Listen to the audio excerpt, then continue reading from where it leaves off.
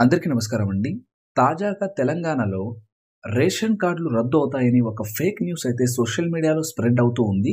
దీనిపై మంత్రి ఉత్తమ్ కుమార్ రెడ్డి స్పందించారు. ఇంతకీ ఆయన ఏం చెప్పారో మనం ఈ వీడియోలో తెలుసుకుందాం. అంతకన్నా ముందు ఒక చిన్న రిక్వెస్ట్, ప్రతి ఒక్కరూ మన ఛానల్‌ను సబ్స్క్రైబ్ చేసుకోండి. ప్రభుత్వం నుంచి వచ్చే ఏ చిన్న అప్డేట్ అయినా మీకు అందరికన్నా ముందు తెలియజేస్తాను.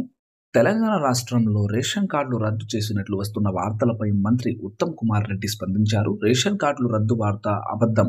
ప్రభుత్వం రాష్ట్రంలో ఎక్కడా ఒక రేషన్ కార్డును రద్దు చేయలేదు అని ట్వీట్ చేశారు. మేడ్చల్ జిల్లాలో మొత్తం 95,040 తెల్ల రేషన్ కార్డులు రద్దు కాగా, బాచుపల్లి మండలం 2,378, ఘట్ కేసర్ 2,273, కాప్రా 2,263, కీసర 3,388, మేడ్చల్ 2,306, మేడిపల్లి 4,165, శామీర్పేట 893, చింతలపల్లి 3,208 రేషన్ కార్డులు రద్దయ్యాయి. ఉప్పల్ మున్సిపల్ సర్కిల్ పరిధిలో 39,270, బాలానగర్ మున్సిపల్ సర్కిల్ పరిధిలో 35,210 కార్డులు రద్దయ్యాయి.